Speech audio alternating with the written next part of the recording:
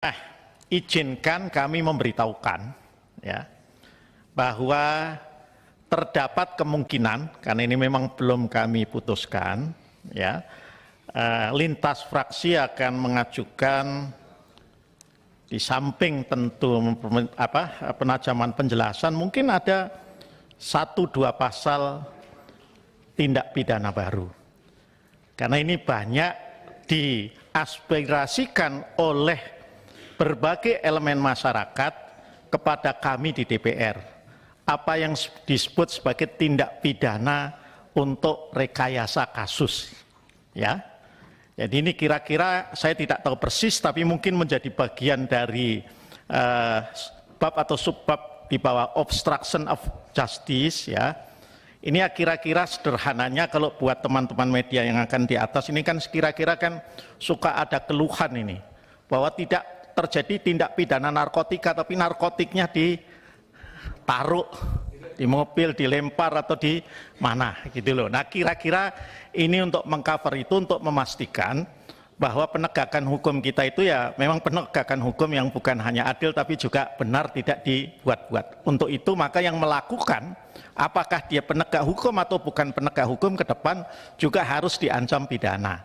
Nah, kami terus terang dari yang kami dapat secara informal itu kan belum menemukan ini di dalam naskah RKUHP. Jadi itu catatan saja Pak Wamen, barangkali syukur-syukur nanti dengan adanya para ahli ini juga terbantu juga kira-kira rumusan atau formulasi pasalnya yang terkait dengan pasal tidak pidana rekayasa kasus. Saya kira itu Ketua, terima kasih. Yang lain-lain barangkali oleh teman-teman yang lain. Ya. Assalamualaikum warahmatullahi wabarakatuh. Waalaikumsalam warahmatullahi wabarakatuh. Yang berikutnya, 2 lagi, saya mengendorse apa yang disampaikan oleh Pak Arsul tadi soal rekayasa kasus. Ya, saya mengusulkan agar norma tentang rekayasa kasus ini kita fokuskan pada fabricated evidence, fabrikasi bukti, ya, di mana ketika ada setiap orang yang memalsukan bukti-bukti, membuat bukti-bukti palsu yang dimaksudkan untuk dipergunakan dalam proses peradilan, maka itulah yang kita maksudkan sebagai rekayasa kasus dan harus dipidana.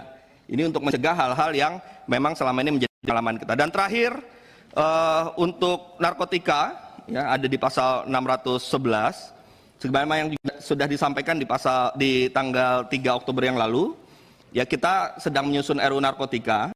Ya, ada baiknya agar pasal ini dipending saja, dikeluarkan dulu. Nanti kita bahasnya ketika kita bahas RUU narkotika supaya komprehensif dia.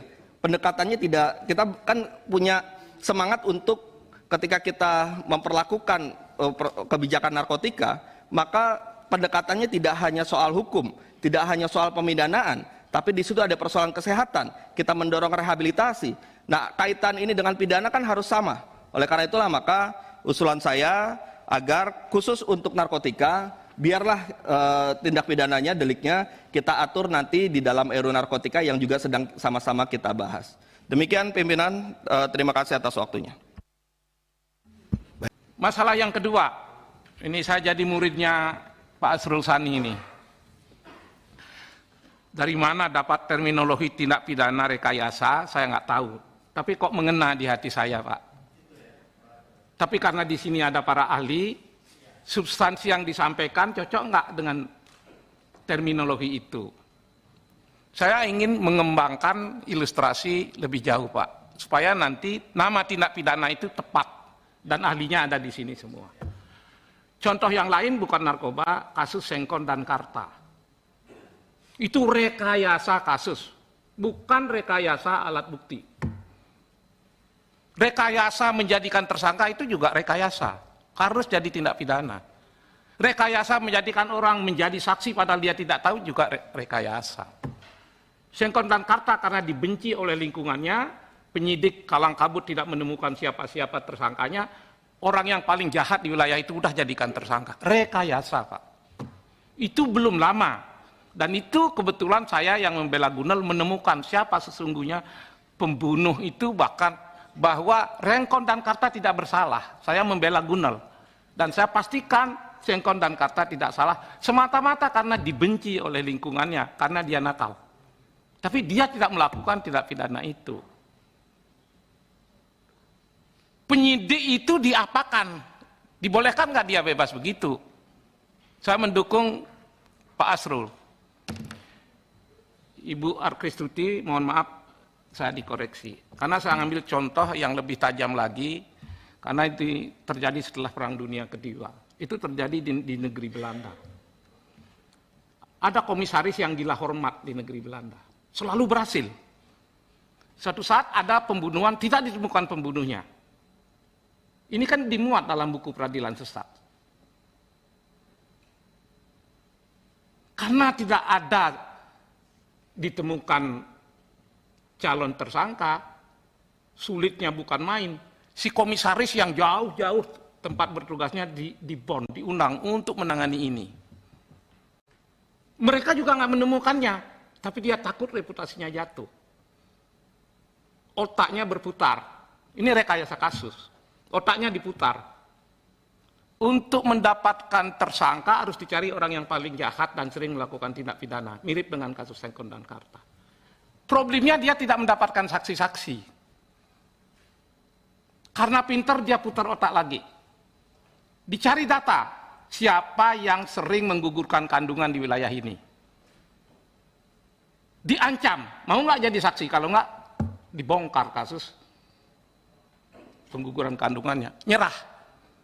Jadilah kasus itu merekayasa saksi-saksi yang tidak tahu untuk menuju seseorang jadi tersangka. Dan seseorang itu betul-betul akhirnya dijadikan tersangka. Para hadirin guru besar yang saya hormati, apakah di negeri Belanda di mana kasus komisaris gila hormat ini terjadi, sudah ada nggak tindak pidana rekayasa kasus? Saya belum tahu. Tapi jika di Belanda belum ada, apa salahnya kita buat ini di sini? Ini sekali lagi saya jadi muridnya Pak Asrul Sani. Saya ingin dukung pendapat Pak Asrul Sani. Hanya saja tindak pidana apa namanya? Kasusnya seperti itu. Agar menjangkau segala sesuatu yang berkaitan rekayasa itu, apapun namanya saya ikut. Substansinya seperti itu. Itu saja yang bisa saya sampaikan, dua saja. Terima kasih. Itu cukup banyak yang didapat ya, dari slide yang tadi disampaikan. Saya coba baca itu sampai ada masukan. Soal pasal tentang rekayasa kasus. Selain tadi sudah disampaikan oleh rekan-rekan yang terhormat, saya ingin menggarisbawahi rekayasa ini soal-soal yang kecil saja. Sebuah contoh yang ingin saya sampaikan ini menarik sekali dan menjadi berulang terjadi puluhan tahun. Apa itu? Di tempat-tempat dunia perkebunan, mereka biasanya punya namanya pamdal yang menangkap pencurian sawit, begitu.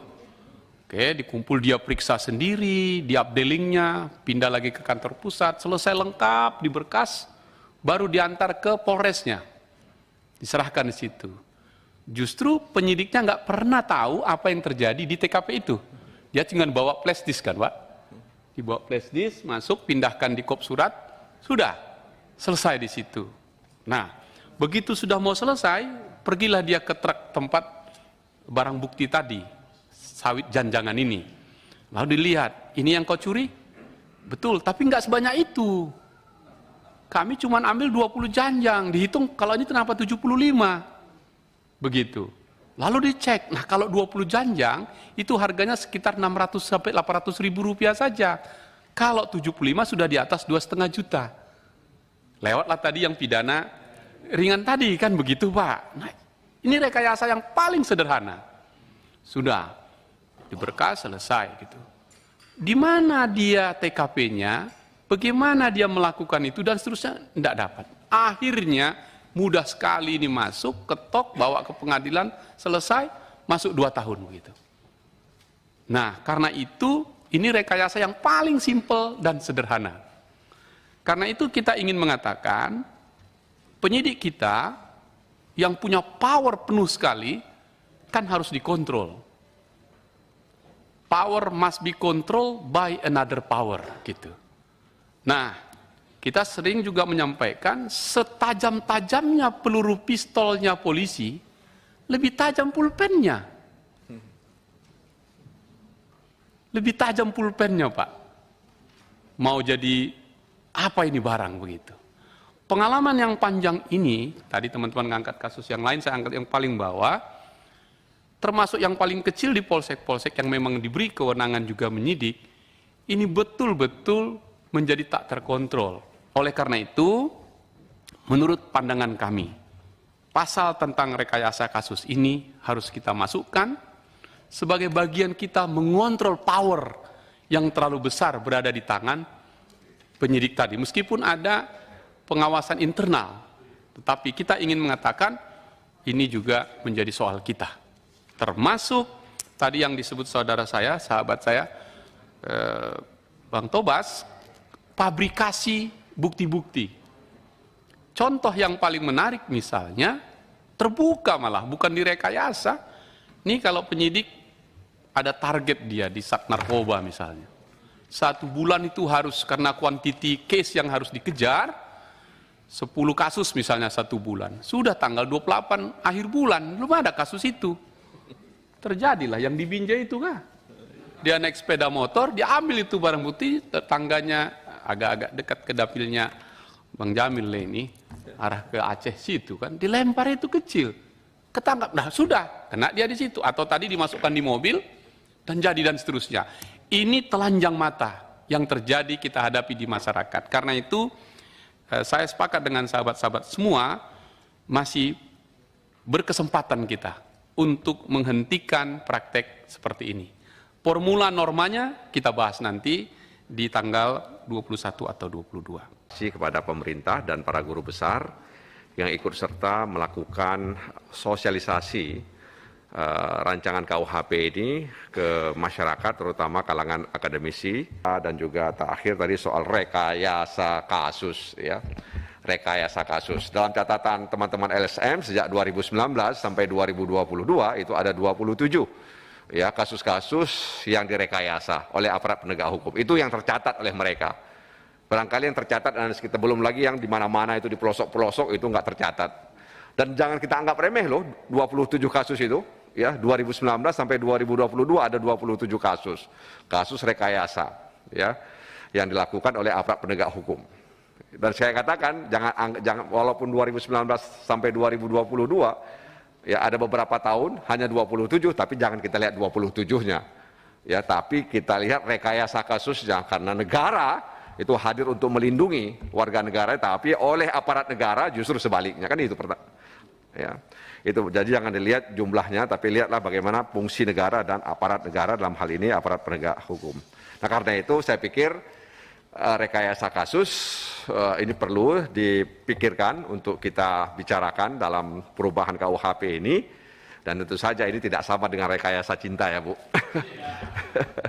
Kalau rekayasa cinta lain lagi. Ya, jadi mudah-mudahan ini ya Pak Wamen, ya rekayasa kasus ini banyak kali memang udah rekayasa sekarang, ya kan. Jadi nama juga rekayasa, ya. Oleh karena itu sekali lagi ini mudah-mudahan untuk melindungi warga negara dan juga melindungi warga negara dimanapun yang datang ke Indonesia. Mohon maaf jika ada hal yang kurang berkenan dari apa yang kami sampaikan. Terima kasih atas mendengar apa yang kami sampaikan. Kami kembalikan ke Ketua. Wassalamualaikum warahmatullahi wabarakatuh. Waalaikumsalam.